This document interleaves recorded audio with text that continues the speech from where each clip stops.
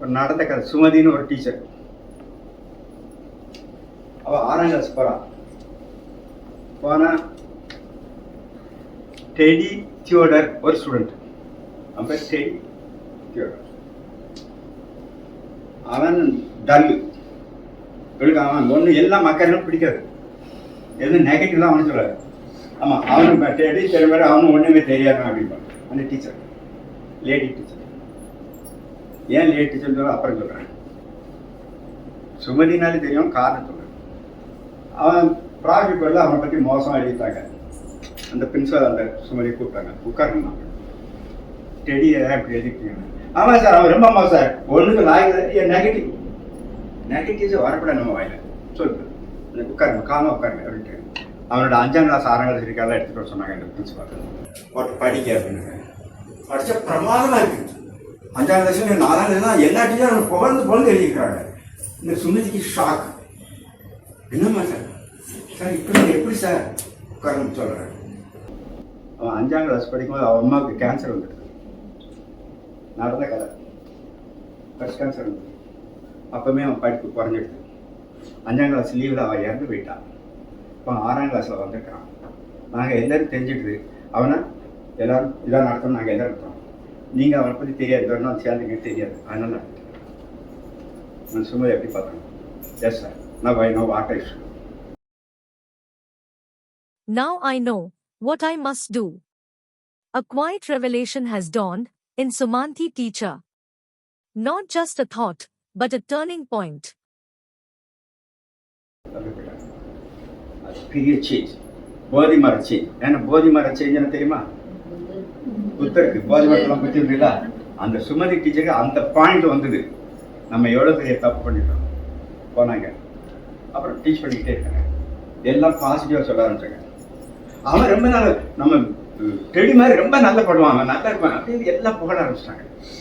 புகழ ஆரம்பிச்சா அவன் சாந்தமாயிட்டான். சாந்தமாக அவன் அந்த இல்கிலாம் போயிடுது. He started loving the teacher.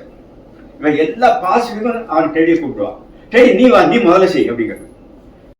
Afterwards, the teacher treated Teddy with love, respect, and gentle words. She gave importance to him in all activities. Her kindness lifted his spirit. He began to believe in himself. The spark of "I can do it" lit up inside him. Extra attention கொடுத்து extra காமிச்சாங்க. அவன் he started loving the teacher Sumathi. அப்போ அந்த டீச்சரோட birthday எல்லாரும் present கொண்டாந்து கொடுக்குறாங்க. கொண்டு போய் இவனும் ஒரு தாள் சுற்றி கொண்டாந்து கொடுத்தான். நடந்த கதை அதை பிடிச்சு பார்க்கணும். அது ஒரு சென்ட் பாட்டிலும் ஒரு 2-3 வளையல் இருக்குது. இது எங்கள் அம்மா கடைசி சொத்துன்னு சொல்லி கொடுக்குறான் இந்த டீச்சர். இந்த டீச்சர் எடுத்துக்கோனுங்க. அதுக்கப்புறம் மறுநாள் அந்த சென்ட்டை போட்டு வராங்க. சிரிச்சான். சரி, you smell like my mother அப்படின்னா அந்த ஒரு sentence. Now you smell like my mother. Story போகுது. இந்த டீச்சர் ரிட்டையர் ஆகிட்டாங்க. 10-20-25 வருஷம் ஆகிடுது. அவங்க ரிட்டையர் ஆகிருக்காங்க. அகெயின் ஒரு லெட்டர் இருக்கும். மை டியர் டீச்சர், என்னுடைய வெட்டிங்கு நீங்கள் எல்லாம் நான் வெட்டிங் நடத்த மாட்டேன். ஏர் டிக்கெட் தான் இருக்குது, நீங்கள் தயவுசெய்து பாருங்க. வேறு கண்டி இவங்களுக்கு இருக்கிறாங்க. இவங்க அந்த கண்டிக்கு போகிறாங்க. இவங்க என்னென்னு சொல்லி தாரிக்கணும்னு பின்னால் போகிறாங்க. பின்னால் போய் இந்த பின்னால் போய் உட்கார போகிறாங்க. அங்கே இருக்க இவங்க ஒரு தான் சேலை கட்டிட்டு அவன் முன்னாலே சொல்லி வச்சுருக்கான். அங்கே இருக்க அவனுடைய ஆஃபீஸர், அவன் எவ்வளோ பெரிய ஆஃபீஸர் இருக்காங்க சொல்கிறான். மேடம் மேடம் அது மிஸ் சுமதி, எஸ் இந்த வாங்க. அங்கே போனால் ஃப்ரெண்ட்ஸ் இல்லை மதர் எழுதி ஒரு போடுது. இதான் உங்கள் சீக்கிரம் பண்ண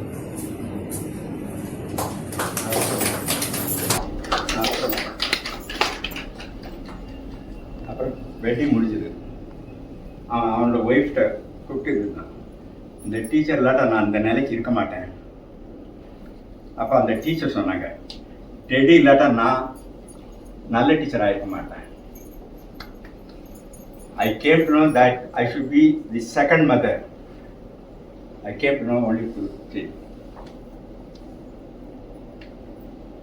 எந்த பையனையும் ஏதாவது ஒரு மோசமாக இருக்காங்க தயவுசெய்து குறைச்சி மாதிரி கொடுத்துறாங்க. ஏதோ ஒரு காரணம்.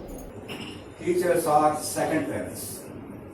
Parents are 7 டீச்சர்ஸ் அவ்வளோதான். Teachers are second parents, parents are side teachers.